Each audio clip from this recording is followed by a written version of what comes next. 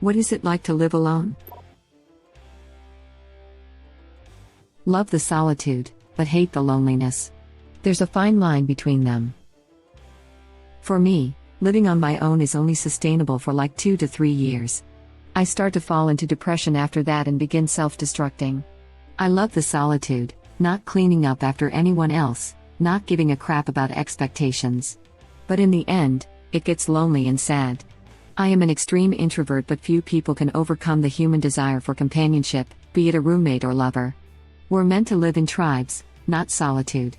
My last bout of living on my own ended in alcoholism, a bad drug habit, and unenjoyable, loneliness-fueled promiscuity. For me, I think they're almost the same thing sometimes, and it's actually difficult to recognize that what I'm missing is human contact because at the same time I'm enjoying solitude. It's become more evident since COVID. But I can be feeling a little down, but at the same time look around and go, but everything is exactly how I want it. It's tough to process. On the one hand, you can do as you please. On the other hand, everything is your own responsibility, so if anything's going to get done, it's all up to you. And on the gripping hand, when you're personally in need, like loneliness or medical emergency, you're on your own. These dishes aren't going to do themselves, just like your crippling depression isn't going to just go away on its own. Edit. Wow. Thanks for the awards, Sparkling Heart, Sparkling Heart. When I first lived alone after having roommates, I remember being like, ugh, how come no one else ever empties the dishwasher? Until I realized. I had the opposite reaction. When I started living alone, I realized I didn't mind doing a lot of stuff that used to make me super angry. Cleaning the bathroom and kitchen, for example.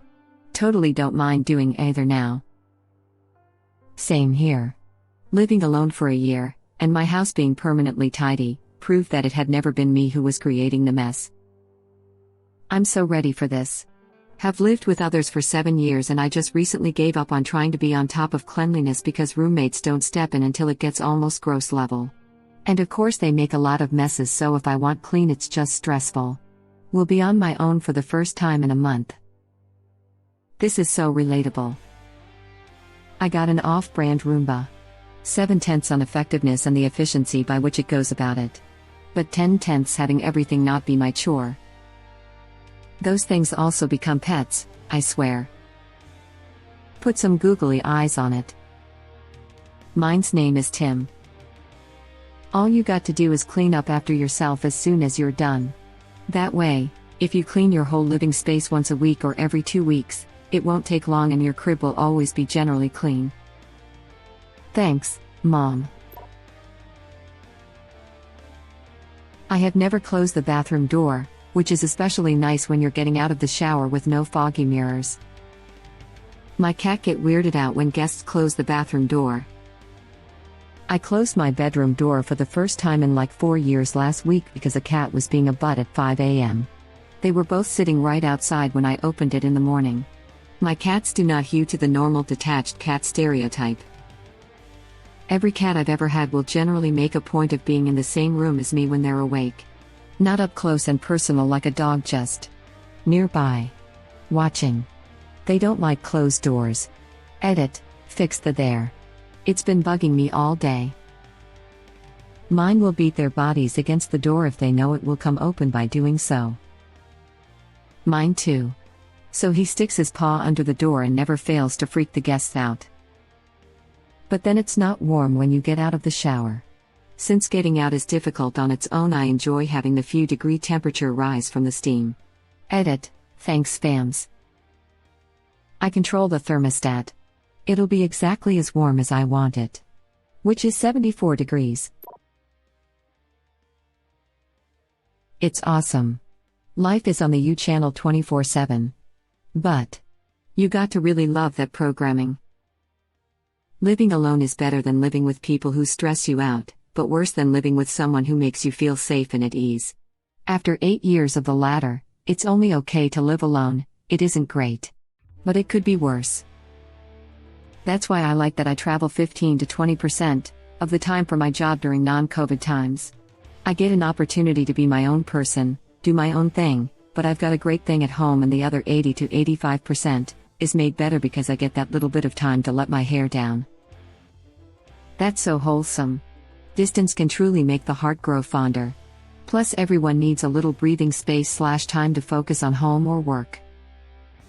I'm sure it's different for different people. Me personally, I'm the happiest I've ever been alone. I may have interest in casually dating, but I have no intentions of anyone moving in. I love my own company, I love the quiet, I love the freedom to do what I wish and in my own time. My space is organized how I like it, I have room for all of my belongings, and if I don't like something, changing it is as easy as making sure I've got the money for it. I get lonely and really rely on my friends for happiness. Like, I love living alone, then sometimes I effing hate it. Weird world, honestly, I'm sure someone else can relate. A lot of people prefer to recharge alone, then expend that energy out with friends. But it's a balancing act of making sure you don't overcharge or run dry. Seems stressful to me, but I don't know. Prefer to be alone on my property. And this is really the crux of the issue. It depends on the person.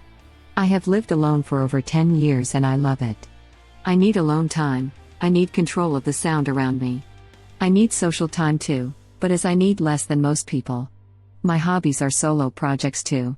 However, I would not recommend my day-to-day life for most people, they would get lonely quickly. Good answer. Nobody ever runs the taps while you're in the shower. Why does this hit so hard? When I say hit, I mean ice cold water hitting my back when people do that crap. Or my hair cakes in shampoo from the lack of water for so long. My parents got scald guard shower controls in the freaking 1970s. How freezing or roasting people with other taps is even a thing in the 2020s? Yeah, I've never had that problem. Only thing that happens is the water pressure dips a bit. My place has crap water pressure and I don't know how to fix it. And it's not the regulator in the shower head either, because it's the same thing with the sinks and even the bathtub faucet. My apartment also had crappy pressure, but I got a shower head that turns low pressure into higher pressure. It's not like the elephant shower head Kramer got, but it does the trick. It was about $40 at Walmart. Best $40 bucks I ever spent and super easy to install. For better or worse, your crap is always where you last left it. Edit, sometimes I can't type. That is a moving statement. I hope it moved you in a good way. It moved me, but then I forgot where I moved to.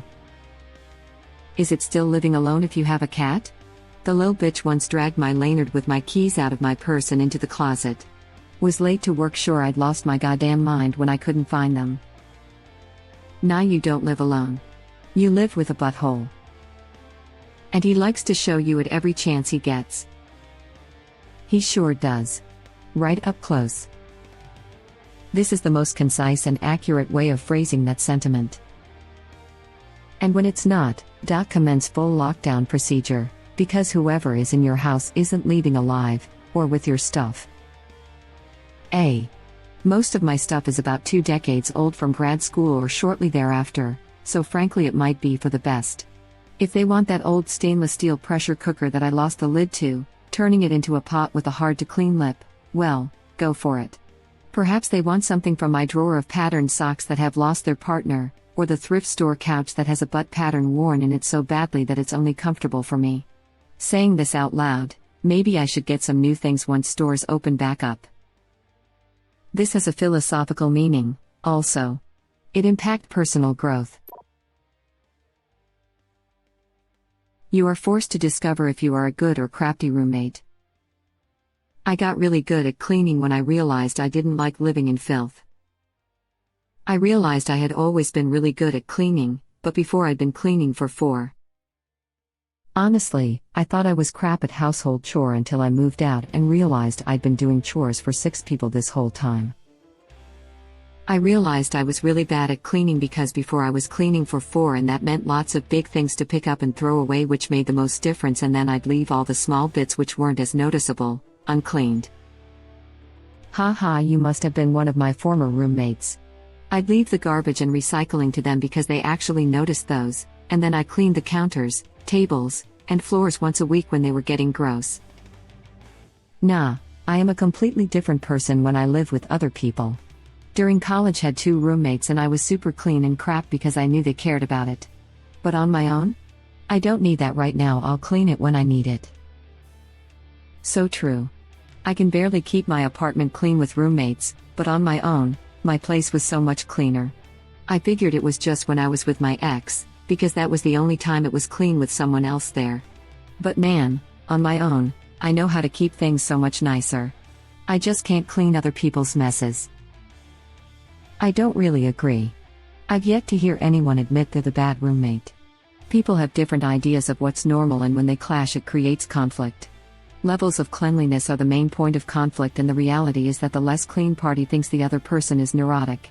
I guess maybe if you go through 5 sets of roommates and they all hate living with you, maybe you'll realize what the common factor is. I am totally a bad roommate. I go through phases of being a slob and being a neat freak, which means that slobs don't appreciate my neat freak tendencies and neat freaks don't appreciate my slobbish tendencies. None of that matters now though, because I have kids. What everyone else has said? Plus this weird phenomenon, it can feel lonely, and suddenly a friend or family calls. You get a little perked up speaking to someone. Then in about 5 minutes you can't wait to get off the phone and join your own solitude again.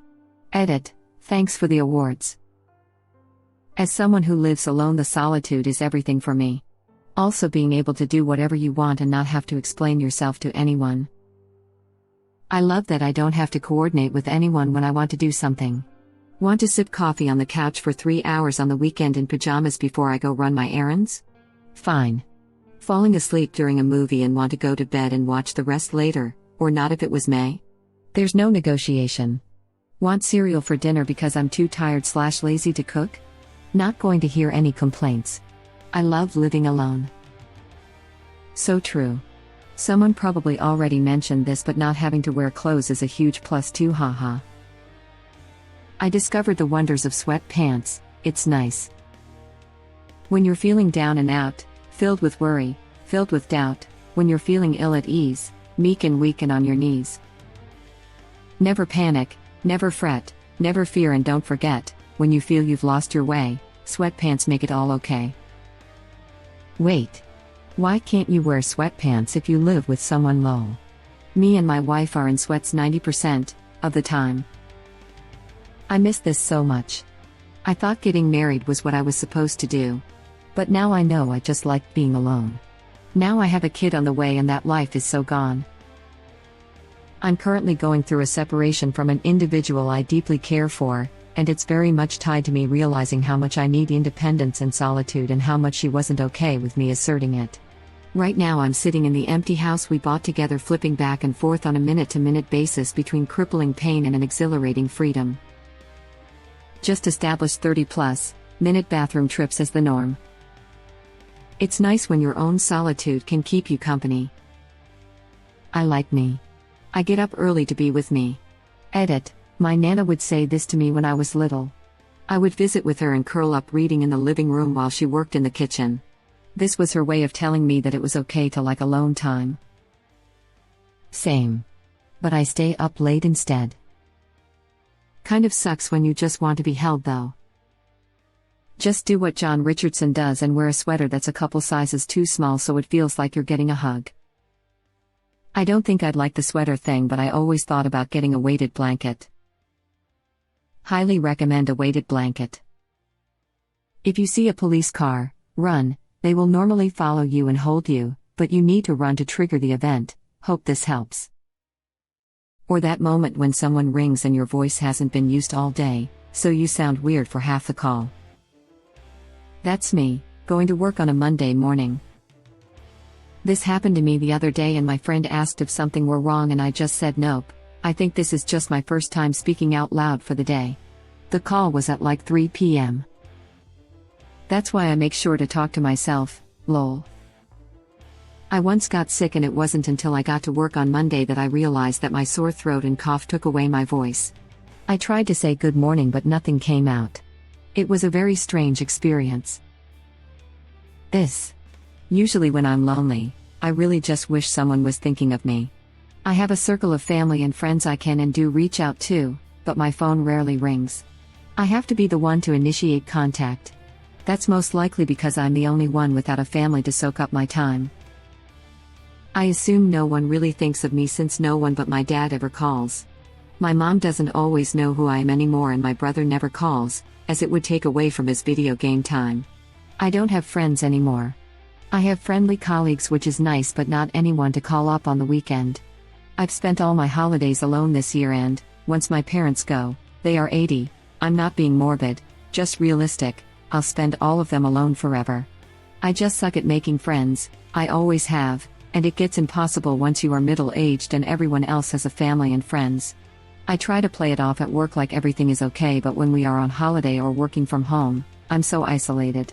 It's hard to keep up the charade. I'm 41. My dad passed away almost 20 years ago now. My mom and brother see the world very differently from me, so we don't get along well. I rarely see them, and haven't spent a holiday with them for a decade or so. I used to hate weekends after work because I knew it meant I'd eat dinner alone every night. I don't look forward to my birthday or any holidays because I know they will just turn into one more day alone in front of the computer hoping someone would call me to check in. Please don't feel like you are alone in your situation. There's dozens of us out here. If you want to be friends, shoot me a DM and I'll make sure to keep you included. As for myself, I have some work friends, and I have a dog. I have an indoor garden, and I spend a lot of time playing video games. I love to cook, and I really like to feed other people. I live in an apartment complex that does monthly charity drives, so I like to spend time helping organize those and participating. Edit. To anyone replying to original poster here who might need a friend to talk to and spend time online with, hit me up. I need Warzone friends who communicate, and I'd love a co-op buddy, or a dozen, for some gaming adventures. I still haven't played through Borderlands, and if anyone wants to bang that out co-op, I'm around. I have all the systems. All of them. And when you do contact them, it always feels like you're bothering them or interrupting their day. And then you start making appointments to speak with people who you'd actually want to be speaking whenever because you need to. I've never related to someone more. Thank you for watching. Please subscribe to be the first to know about Red Rabbit Reader's new videos. If you like our videos, please like them on YouTube and share them with your friends. We welcome your comments below. Press to start another of our videos.